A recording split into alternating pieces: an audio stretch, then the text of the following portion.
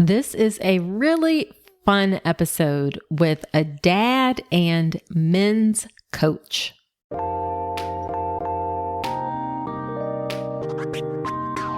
Welcome to the All About Pregnancy and Birth podcast. I'm Dr. Nicole Calloway Rankins, a board-certified OBGYN who's been in practice for nearly 15 years. I've had the privilege of helping over 1,000 babies into this world, and I'm here to help you be calm, confident, and empowered to have a beautiful pregnancy and birth. Quick note, this podcast is for educational purposes only and is not a substitute for medical advice. Check out the full disclaimer at drnicolerankins.com/disclaimer. Now let's get to it. Well, hello there. This week's episode is a rebroadcast episode because my husband Falcon and I are taking a much needed trip together with just the two of us. Yes. And in the spirit of he and I taking some time together, I chose an episode to rebroadcast that you and your partner can listen to together. This episode is with David Arrell, and he is a men's coach, and he wrote a book called Welcome to Fatherhood, The Modern Man's Guide to Pregnancy, Childbirth, and Fatherhood. So grab your partner so you both can take a listen and soak up all the goodness in this episode. You're both going to enjoy it and find it really helpful. Now, also in this episode, you will hear me talk about my birth plan class, and it has changed since this episode first aired. And by changed, I mean it's improved, it's better, there's new content. I also do the class live now, which is so much fun. Now, the next class is going to be in about a month in mid-March. So head to drnicolerankins.com/register. You can get more details about what's included in the class, and you can hop on my email list so that you can be the first to be notified when registration opens again. This class is especially great if you're doing March, April, or May. All right, so enjoy the episode with David Arrell, and I will see you back next week.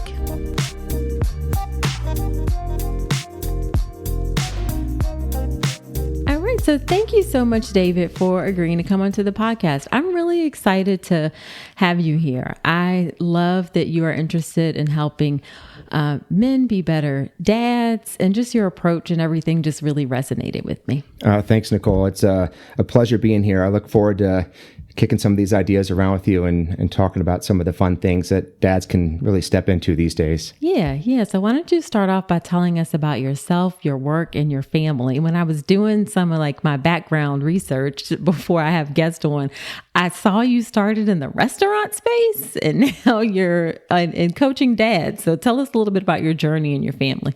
Sure. My journey has been anything but predictable from where I kind of thought it would be in previous chapters. You mentioned the restaurant thing. I was in grad school back in San Francisco in the late 90s, and I got about halfway through, and I noticed that most of my professors were just not happy. I was in a program for philosophy, and so I saw the writing on the wall there, and I'd been working part-time as a waiter downtown at one of the nicer restaurants there, and I had so much fun there. The energy was fun. People were excited. It was a good vibe. And so I kind of compared the two, and I was like, well, this graduate degree is definitely a career, but I don't want to spend the rest of my life doing this. So I made a left turn, wrapped up a quick little master's, as they say, and jumped full-time into the restaurant business, and ended up moving back to Philadelphia, where I had some really good friends from college. My family's in that area, and just sort of jumped into the restaurant scene. One of the things I really loved about being a frontline waiter is that I wasn't really doing anything other than helping people have the best experience that they wanted to have. I was lucky to work in some really nice restaurants, and whether you wanted to come in for just a quick bite and go on your way, or this was a big anniversary dinner, or maybe it was a 10-person birthday, I was very happy to kind of go with that flow and really do the best I could to help the people in front of me have the best experience they wanted to have. And that's one of the things that kind of circle back to the current work with coaching the dads. Right. after being in the restaurants for a while, I decided I really wanted to open up my own coffee shop. I had loved the cafe vibe. I spent a lot of time in coffee shops and cafes when I was in school and grad school. And to me, it really felt like a great way to sort of line up all my values, where I was serving the community, I was taking care of myself, my family, I was being a good steward of my little part of the economy. So back in 2007, I opened up Good Karma Cafe in Philadelphia, and it was a neat little small cafe, like all organic and fair trade. And one of the things I really learned from that business was the importance of trying to work with the people around you to really inform and empower them to do their jobs the best way possible. I think that's something that I'd experienced as many people who are an employee experience. It kind of find places they work where they're just not really appreciated, or they're held accountable to things that they didn't even know they were supposed to do. So right. To me, that was a big learning opportunity and a chance to kind of embody a much more healthy and progressive, boss role with the team around me and my community as well. I met my wife one day at a yoga studio. Literally, I had a little moped I was riding at the time, and she had one too, and we hadn't seen each other before. And she pulled up across the street on her moped, and I looked over, and clear as day, I heard a voice in my head say, "There she is." Oh, wow. And it's funny because at the time I was like, really just kind of doing my bachelor thing. I was busy with the shops. I was kind of running at 2 stores at that point, and I kind of like checked myself. I was like, I don't have time for a relationship right now. I'm busy, But sure enough, a few months later, we just started talking more and really connected. And up to that point, I had never really viewed myself as a guy who's going to have kids or a dad kind of material. I was traveling, I kind of, living a fun life, being a single guy in Philadelphia, and just busy doing my thing. And my world like literally switched channels that day. Right. And I remember one night on the couch, my wife, at the time we were dating, she's like, I think I really might be okay having kids with you. And I was like, okay, babe, sounds great to me. Later we laughed about how she was so sort of like taken aback by my like non-enthusiastic response. Right. And I was like, oh, babe, I knew the minute I met you, I wanted to have kids with you. Like I was already there. I just wasn't trying to rush you there. So right. Like my little dad, my dad gene kicked on then. And we ended up selling the business. We moved to Omaha. My wife is a pediatric nurse practitioner. She's in the Air Force. And the plan was for us to start a family. And literally, I think we hadn't even unpacked all of our moving boxes, and we found out we were expecting. And I was just so excited. I was like, okay, I'm ready. I'm ready to do this. I wanted to be a dad. I was committed to being a stay-at-home dad because I'd just kind of gotten out of the business world of just running around crazy every day, all day. Right. So I was ready, but I thought I was ready.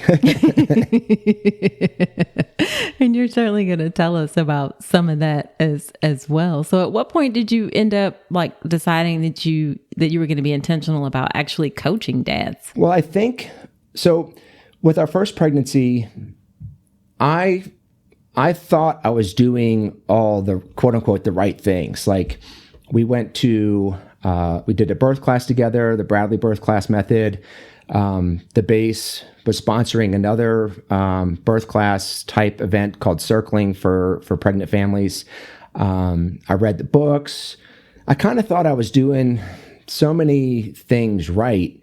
And going through that pregnancy, and especially going through childbirth and then that 4th trimester back home, I had so many moments where I look back and I was like, oh man, I really could have done that a lot better. Gotcha.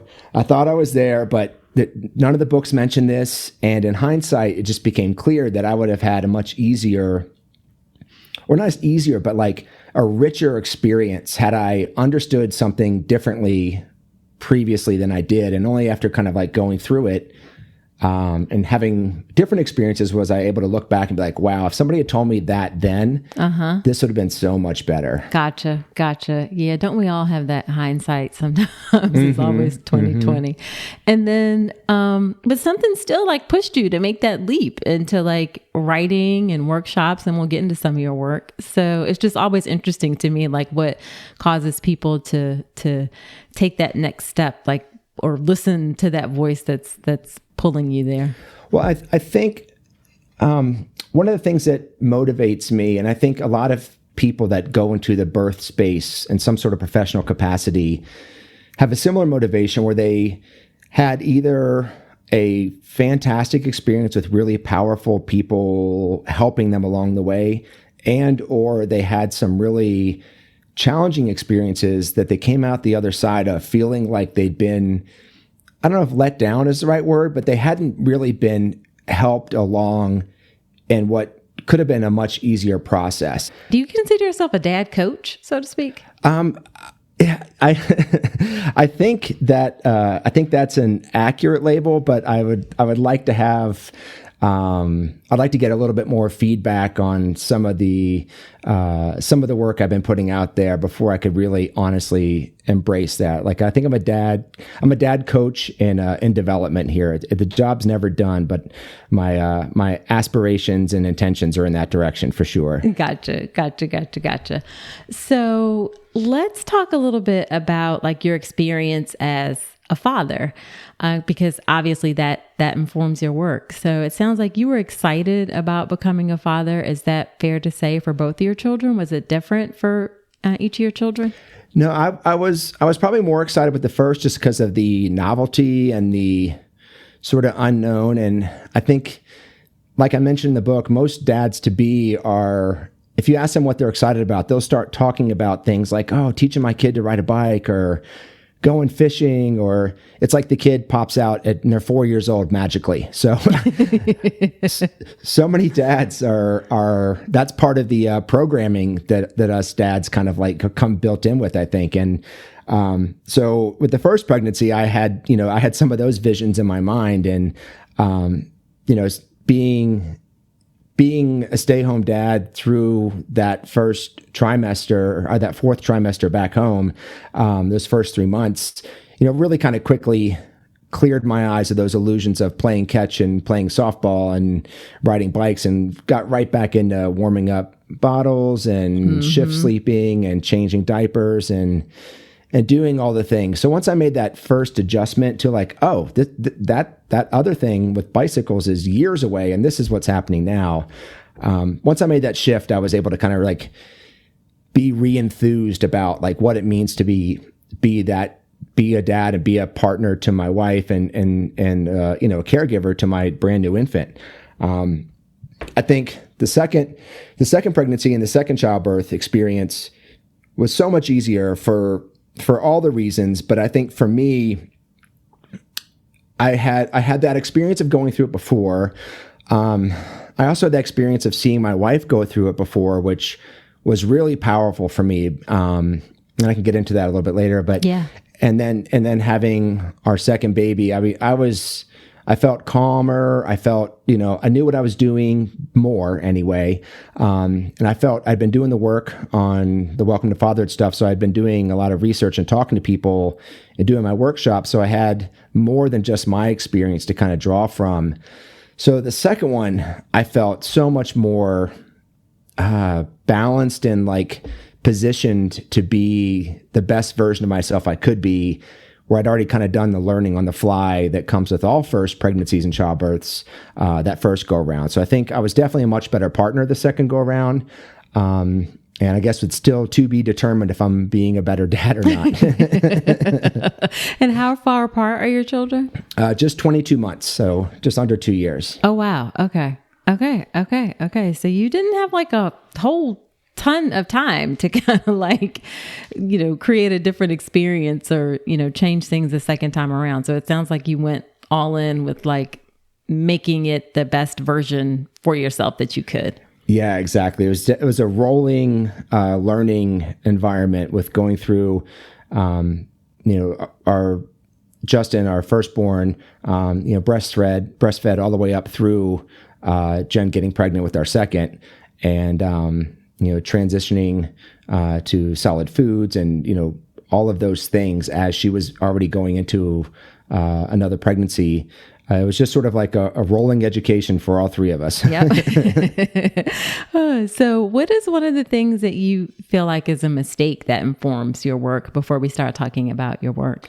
I think one of the biggest mistakes I made going the first round is I just really I didn't fully appreciate how important and big of a deal pregnancy is, was for my wife and is for almost all of the women I speak with. Like it, and this is like right in the first chapter of the book, like, hey guys, like pregnancy is literally probably the biggest deal ever for mama, bigger than weddings and graduation and promotions. Like this is a very powerful, life-changing experience. And I don't want to like dip my toes too deep into the spirituality side of things, but this is like a transformative process. Sure. It's we all got here from our moms, and in different cultures and times past, like it was the transition from maidenhood to motherhood was like a huge rite of passage. And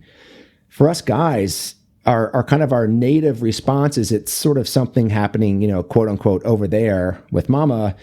And we're just sort of like, okay, yeah, sure. If you want some ice cream and pickles, or, you want me to lift something heavy, like, yeah, I'm your guy. But otherwise, I just don't know what I'm doing over here or what I'm supposed to be doing. Right. And so I think, I was definitely not as helpful and supportive the first go around as I could have been. But from the lessons I learned and the research I was doing, and, I really felt so much more connected to my wife's process that second time around. One of the taglines I kind of hit on is better connected and better prepared. And better connected to mama is the first one of those two for a reason. Like that's really something I think most guys could reevaluate. It's like, how connected are you to mama and her journey right now? Because it's a really big deal.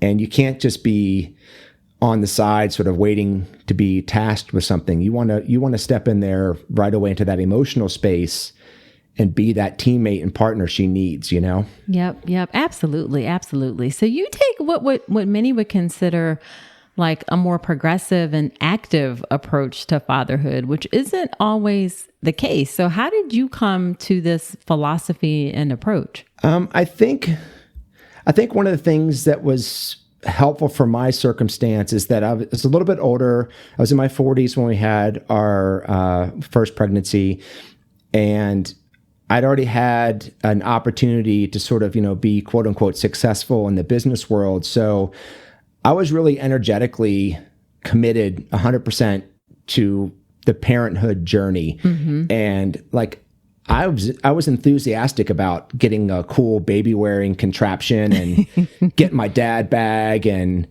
I was ready. Like I wanted to be there. I wanted to be, a full teammate to my wife, but also like a full parent for my kid. I was lucky growing up. My dad was a great dad, and I don't have any large complaints about that process. But I think it was a different opportunity now for us guys these days to really embrace that role as much and as deeply as we want to. And I was all in on that. So I think there were some circumstances there that were favorable for me, but also just, I've always kind of leaned more towards like that progressive end of the spectrum, like with my coffee shop and organic and fair trade and getting into the dad stuff. Like, hey man, let's get in there. Let's do this. Let's make things better for ourselves, but everybody else also. So I wanted to be, kind of an example, like, hey, it's not feminine or whatever the critique would be to wear your baby or to be changing your baby's diaper. There's no such thing as quote unquote women's work, or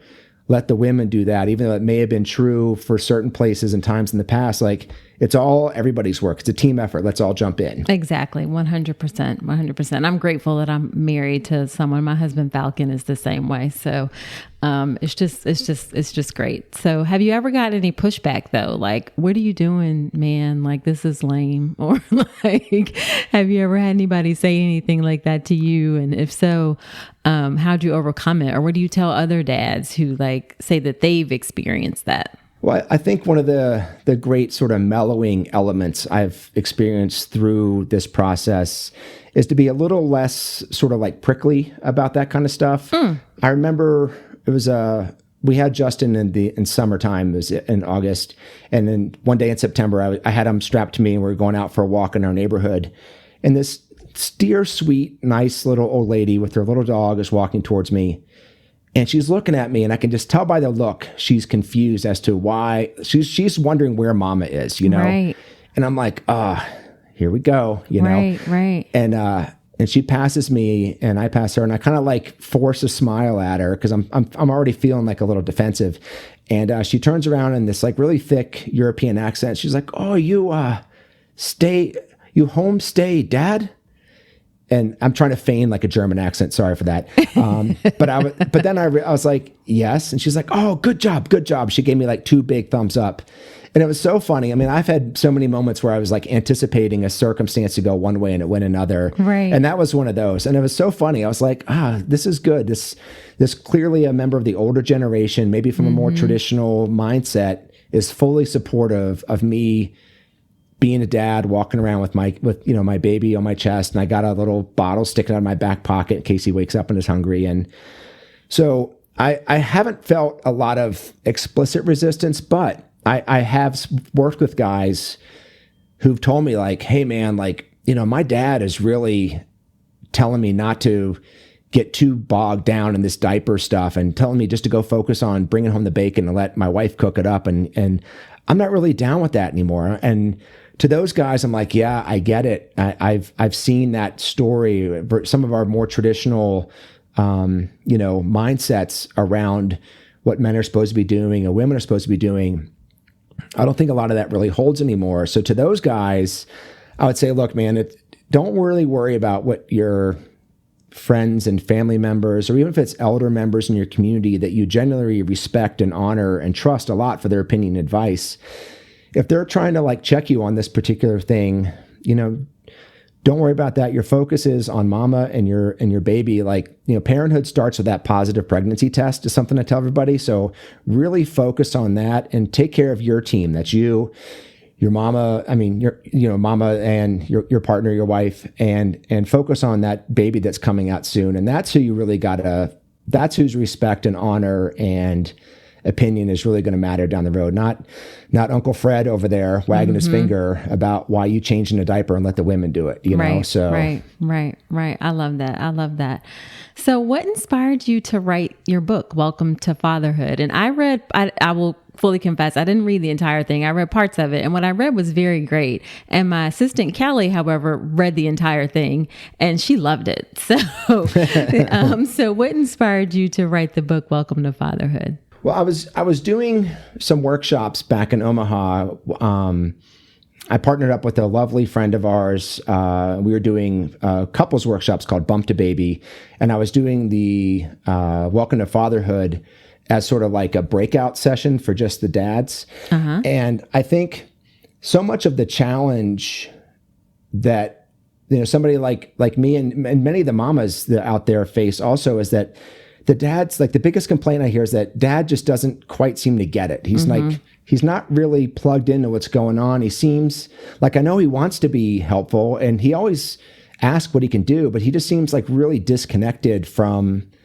the process and what would be more, you know, quote unquote, helpful and supportive. And so in doing those workshops, I was able to really kind of like fine tune some of the specific big ideas and dad tips that are in the book. But I you know, it's one of those things like the people who need to go to the workshop, these expectant dads, don't know that they're the ones who need to be there. And, you know, Mama's got her hands full reading up all of her own stuff. And the last thing she needs is to have one more thing she's kind of like, you know, kicking him in the pants about, like, hey, maybe you should take this workshop. So I looked at the book as an option that was a lot, I think, was a great way for me to get really much more clear about what I thought was important, but also it's just an easier access point, for a guy who's a little bit resistant or a little bit unsure, walking into a workshop with some random dude, me at the front, and these other guys he doesn't know. It's a hard space for these guys to be vulnerable and be open to learning and being more receptive about some of these different topics. But I think with the book format, it's a lot easier, and I don't want to say safer because that seems to overstate the risk, but it's a lot easier for a guy to kind of sit down when he's got some time to himself and kind of flip through it and see if a book is going to speak to him in a way that's going to resonate with him, or if it's going to get his attention. And also for the mamas out there, I think it's a lot easier for a mama just to kind of if she thinks her guy could use a little boost, to pass him a book or a link to an article, as opposed to trying to cajole him to signing up for a workshop. I mean, a workshop is a big commitment, energetically speaking, whereas a book is a pretty simple thing to get to, I think. Absolutely. Yeah. And the book is very well written. It's like an easy, straightforward read, and the way you organize it also is great. Awesome. Thank you. Yeah. And you refer to the book as WTF, which is shorthand for another expression. Is that intentional? After having done a little bit of research and reading about you, I think it was. Well, Nicole, I want to keep things PG here on the show. But I'll confess the alternative use of WTF probably happened to me as a thought about 1,000 times between finding out we were pregnant with Justin that first go around, right, and then that whole pregnancy, childbirth, and that first 3 months of maternity leave afterwards. I had many a moment where I was, I'm doing my best. I'm trying to find a way to make something work, and eventually I kind of found a quote unquote solution.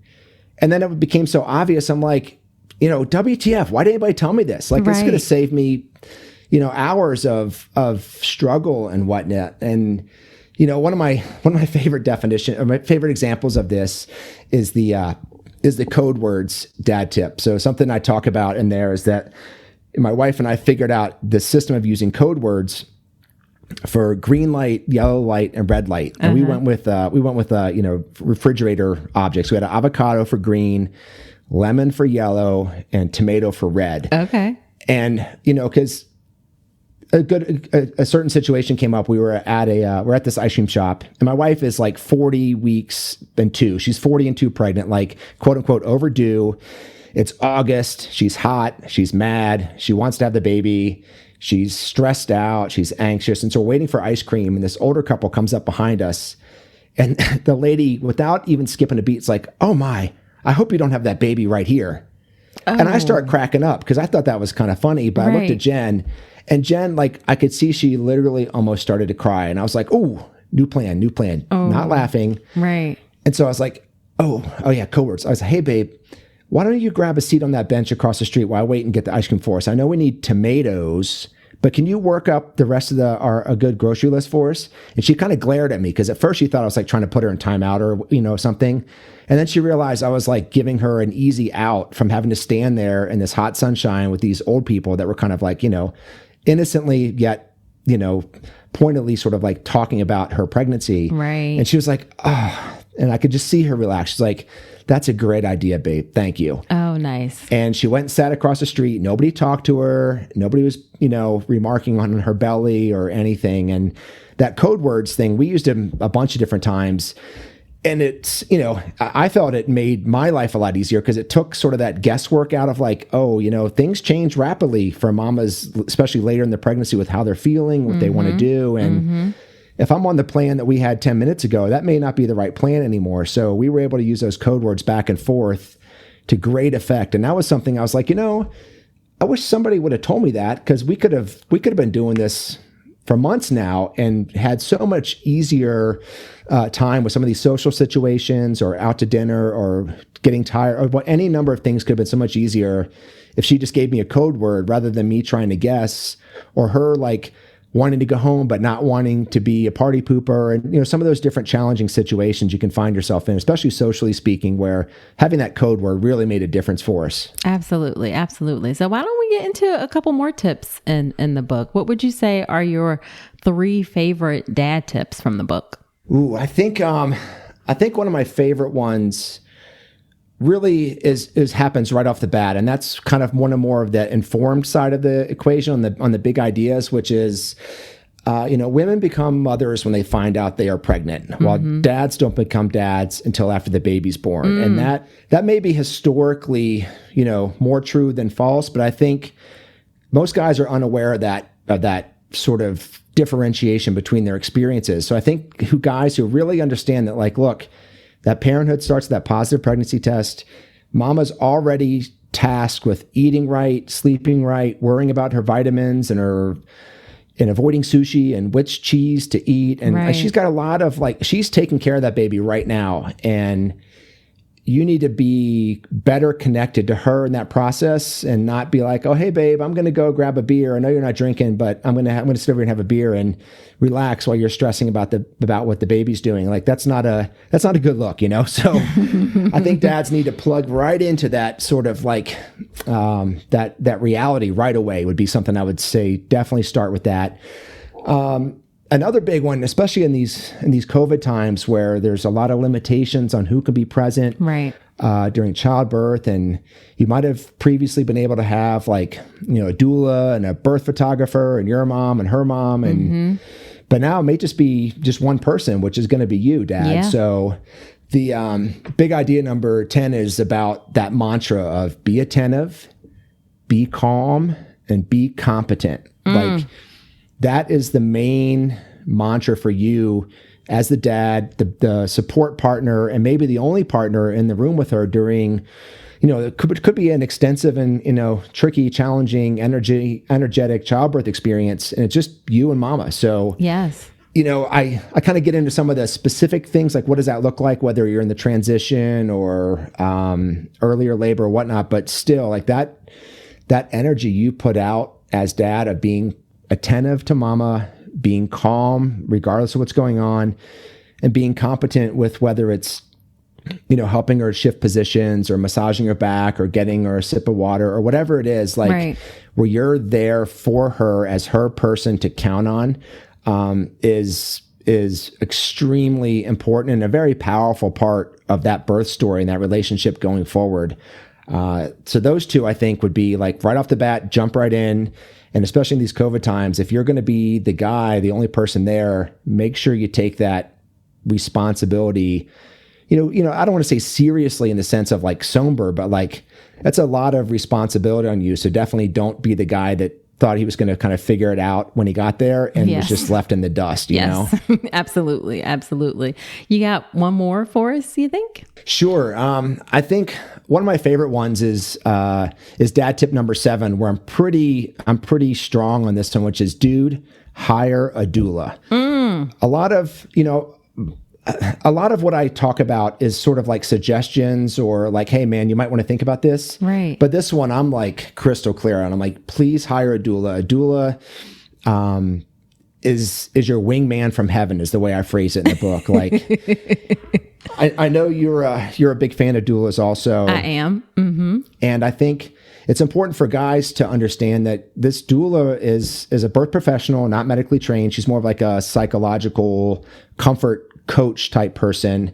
But somebody, your partner, your wife, can really look to as a experienced big sister kind of person that can really be a source of comfort, as well as expertise on shifting positions or a trusted helper that can be holding, her hand on the other side of the bed while you're on your side.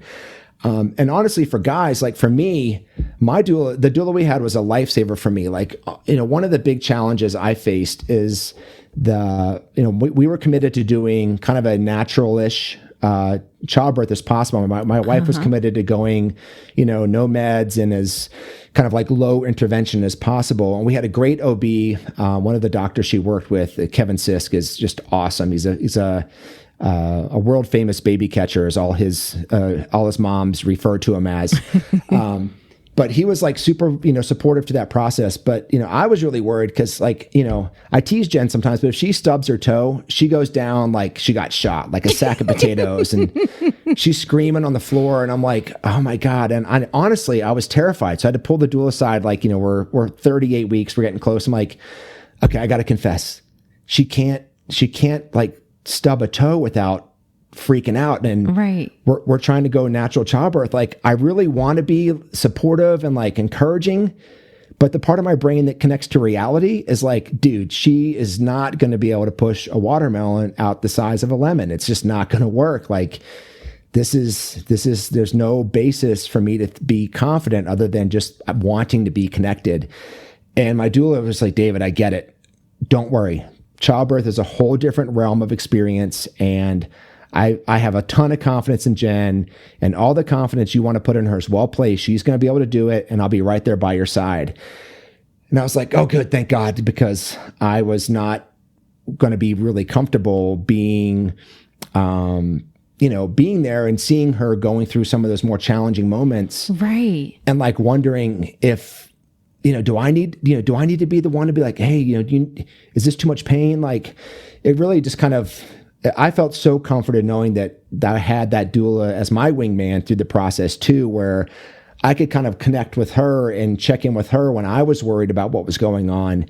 And ultimately, Barb was just fantastic. And having her there allowed both Jen and I to relax. And, that relaxing as much, given the circumstances. Sure. But anything you can do to counter that anxiety on all parties is just a huge win for everybody. So having that doula there was like, definitely, dude, hire a doula, not maybe a hire doula or think about a doula, but if you do one thing, hire a doula.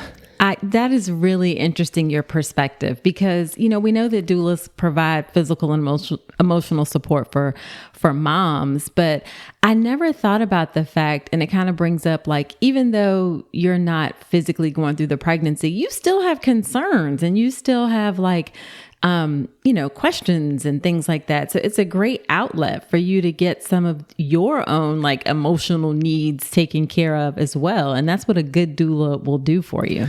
Absolutely. And one other thing I want to add to that, Nicole, is that so much of what us guys tend to hear going through the pregnancy is that it's kind of our job to be the protector, and sort of, especially during some of the more intense parts of childbirth where mama may be somewhat disconnected from the room, and you need to be her advocate and her sort of protector. And that's a lot of responsibility. Like, yeah. I'm not a trained OB. Like, I don't know what I'm supposed to be like watching out for, and right. like when I should sort of like step in or when I should stand back and let the professionals do their job, So, having that doula there as somebody who's been through, many births, depending on your own interviewing process, you could have like a minimum of 10 or 20 or 50, whatever you want for your doula's qualification. But somebody who's kind of been there and done that and got the t-shirt sort of thing really allowed me to relax. Like during our first childbirth, I was so stressed out, Nicole. Like my legs were tight, right. And I was like, Jen had like, she was a little bit loud at times and she was screaming in my hand and she's like, I can't hear anybody.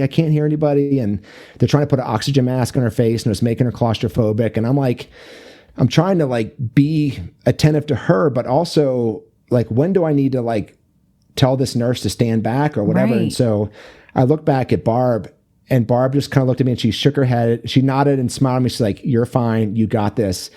And I finally was able just to not worry about what was happening in the room and only focus on Jen and be present for her and like look into her eyes and say, you got this, baby. The baby's almost here. I can't wait to meet our baby. You're amazing and awesome. And like really be in sync with her and not worry about what's going on in the room, because the doula had my back. Like that was critical to the rest of that experience for me being able to relax into my proper role, which is supporting my wife during that moment, you know? Oh, that is absolutely lovely. I love that. I love that.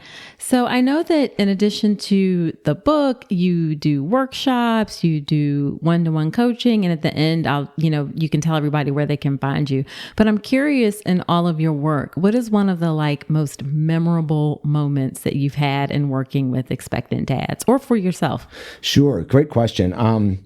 I think one of the most powerful moments I have was one of the first couple workshops I was doing. There was a small workshop. There's 4 guys there, and one of the guys came in just a few minutes late, and you could sort of tell he was like kind of annoyed he even had to be there. And as we sat down, we did introductions, and he mentioned that he was there because his wife had signed him up for it. And you could see he was checking a box and not like open-eyed and like having his pen and his paper ready. But as the workshop went on, I could see he was sort of like becoming more attentive. And as we were telling our stories, he mentioned he was working for a firm, and he was a young guy, but had been real successful at his firm and been really committed to putting the time and hours in to kind of prove to his bosses that he was somebody that they could count on. Like being somebody that could be counted on was clearly like a big part of his identity and his priorities. Right. So we got through the workshop, and this was one of like the 2-hour version, so it's pretty condensed and like bing, boom, boom, boom, like kind of rolling through without too much time for processing and sharing. Like, how did that land for you? You know.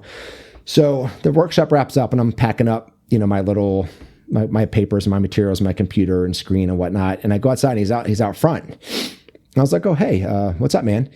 And he's like, listen, David, I have to tell you that I am so glad I came here today. Like, coming into this, I mentioned my wife signed me up, and I was looking at my job as being the provider. Like, I was planning on missing the least amount of time of work as possible to get back to work, to kind of keep on trying to make partner. And that's how I was going to take care of my family, was be in that provider role. And after hearing, some of the stories you talk about in the workshop and your experience of fatherhood, and I literally felt a change take place inside, where I realized that being a great dad, which was my goal, was much more about simply being present and showing up for my family, and much less about like making partner or putting in, 70 billable hours a week. And he's like, I cannot wait to go home and tell my wife about how much more I'm focused on her, our pregnancy, and our baby. Because being a protector, being a provider and a protector is one thing, but being a parent is a much more important role.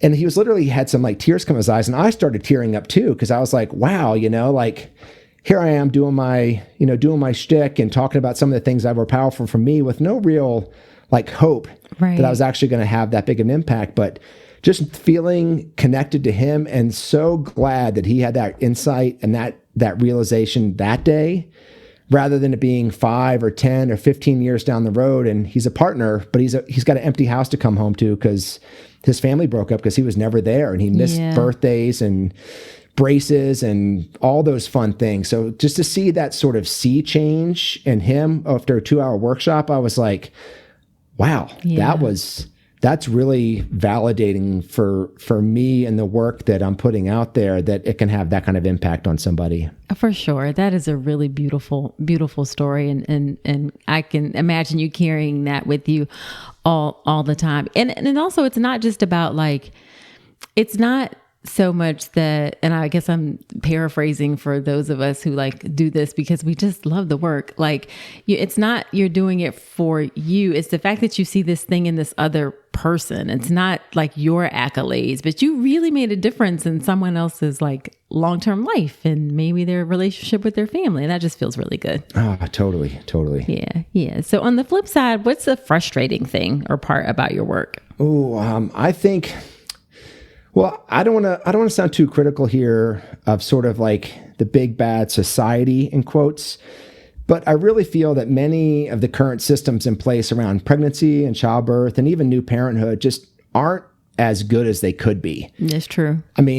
Even many new moms get little, if any, maternity leave, and it's even less for new dads out there. And and it's kind of a shame because I think, we've made a lot of progress. Like I know for when I was born, my dad was not allowed in the delivery room, and he was only allowed to visit me for a half hour a day under strict nurse supervision. And that was it. And like, we're so far past that, but still, I feel there's so much potential just sort of like waiting for us to step further into that birth space and bring dads in more, support mamas. Like so many mamas are not getting that support that they need from their caregivers around them, especially that postpartum period has become more of a focus of mine. Like, they have the baby and they go home and then what? All that attention they were getting just sort of disappears. Right. And, people talk a lot about postpartum depression, but postpartum anxiety is a big thing also. And it's really easy to be overwhelmed as new parents, mamas and dads, with everything that's going on and just kind of not having the social systems around you to fully support that and really invest in those first few months and beyond of every new child's life. So I get kind of frustrated about the pace of that change, but I'm always kind of like a raring to go kind of guy. So I'm used to being a little bit frustrated with things moving more slowly around me than I would like them to do. But it does get me sometimes. Absolutely. Absolutely. So then last thing, what's your favorite piece of advice that you would give to expectant dads? Ooh, I'd say, first of all, remember to have fun on this journey and enjoy each phase that you're on it together. Like, sure, there's a lot of serious things, and there's, it's an important topic, but that doesn't mean there can't be lots of moments of fun and levity and really connecting in with mama and enjoying that journey together. Like that first pregnancy and first childbirth is never going to be repeated. You may have other children and other pregnancies, but this first one is going to be so unique experientially that I would say, drink deep from that cup, like really get in there and have fun with it. But I think a more specific thing for the dads would be just to put a lot of your focus and attention into mama and really try to connect with her. Like this may be, many mamas experience this pregnancy as a very profoundly transformative time period. And you want to be as present for that as possible because it's such a powerful time of her life and bringing a new baby into the world. And like, you don't want to look back on that with too many things of, I wish I did this differently. Right. So really just jump right in and really get in there. Because like I said before, parenthood starts with that positive pregnancy test. And the time to kind of be a good teammate isn't, quote unquote, when the baby gets here. It's yesterday. So jump right in and really embrace that role and kind of really own it, Yeah. Well, thank you so much, David. You have provided such great information. I know that both moms and dads are going to find this episode really, really useful. So tell us, where can people find you? Where can people grab your book? Tell us all those things. Sure. Well, first of all, thanks so much for having me on today, Nicole. It's been a great pleasure to get into these ideas and really kind of explore bringing more attention and help to those dads out there that are looking for a little extra guidance. But you can find me online at just www.welcometofatherhood.com. I got some excerpts from the book on there. All kinds of resources are on there for free. Links to articles about everything from ultrasounds to birth plans and go bags, all kinds of fun stuff that you may or may not have already looked into.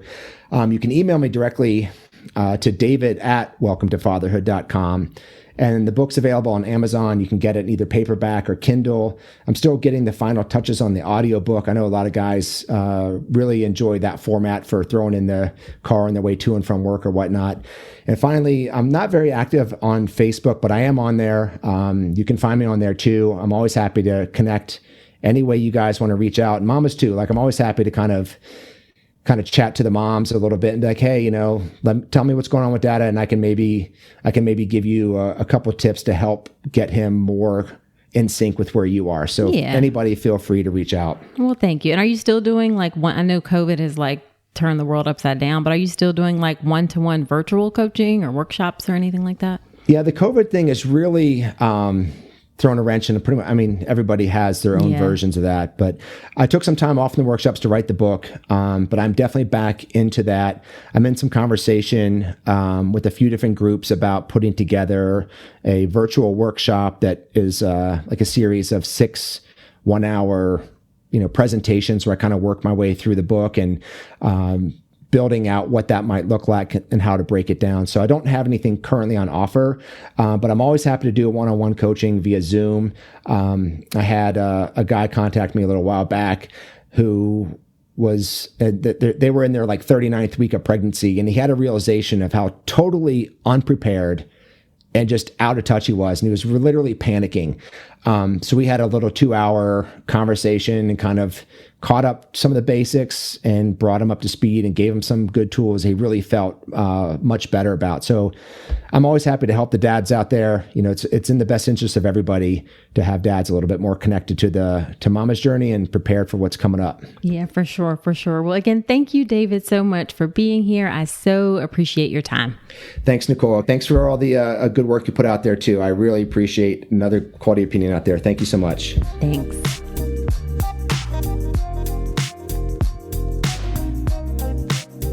So did you enjoy that episode? Wasn't that lovely? As I said, I just got a good feeling from David and his energy coming through that he's just coming from a place of really wanting to help people and wanting to be of service. So enjoyed the episode. And we actually talked about having him come back on and talk about more of a focus on the postpartum period. So stay tuned for that. All right. Now, after every episode, I do something called Nicole's Notes, where I talk about my top 3 or 4 takeaways from the episode and the conversation. So here are my Nicole's Notes from my conversation with David.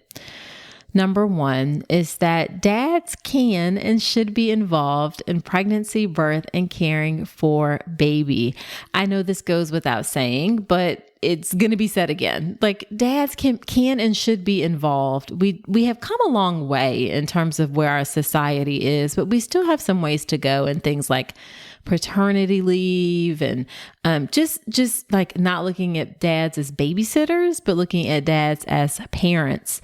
Now, I know one of the ways that this has been a bit of a struggle recently that I've heard lots of folks say in my course community is that dads have been having a hard time connecting to pregnancy because they haven't been permitted to go to the prenatal appointments. And that's because of COVID. And that's been a disappointment. I can't say that I have a big answer or response for that other than you can certainly have dad on the phone. You can certainly have dad via video chat, but I know that it's really, really, really tough. And then those type of things don't make it, easy for dads to be involved. But in general, dads can and should be involved in pregnancy, birth, and that postpartum period and caring for baby.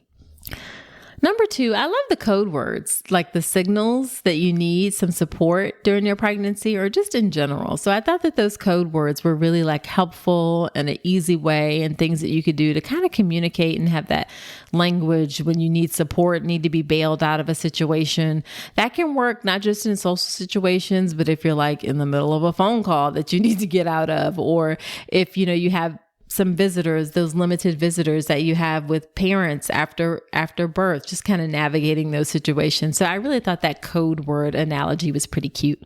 And then the last thing is I will echo hiring a doula. Doulas provide physical and emotional support during labor, and they're just a great investment, and they help improve outcomes. They help increase vaginal birth rates, decrease pain medication, shorten labor. So doulas are a good thing overall. And as David mentioned, there is support for both mom and partner.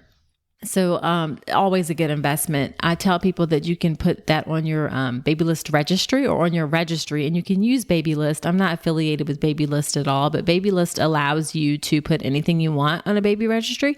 So that's a great way to ask for contributions to a doula, either to have both during pregnancy and the postpartum period, or just even during birth. Now, one of the things I cover in the birth preparation course, that is my online childbirth education class that ensures you are calm, confident, and empowered to have a beautiful birth. In that course, I provide a whole list of questions to interview a doula and what to look for and what not to look for, all of those good, great things. So of course, there's more to it in the course than that, but that's one of the features and highlights that folks love. And if you want to learn more about the birth preparation course, then do check that out at drnicolerankins.com/enroll. All right. So there you have it. Please be sure to subscribe to the podcast if you're not already subscribed in Apple Podcasts, Google Play, Spotify, wherever you're listening to me right now. And I would really appreciate it if you leave a review, especially in Apple Podcasts. And when you leave those reviews, they're really important to help the show grow. They're really important to help other women find the show. And then I also do shout outs from time to time from those reviews. So I do so certainly appreciate you taking your time to leave those. And as I mentioned earlier, do check out that free online class, How to Make a Birth Plan That Works, so that you can have the beautiful birth that you want. That free class is at drnicolerankins.com/birth plan. All right. So that is it for this episode. Do come on back next week. And until then, I wish you a beautiful pregnancy and birth.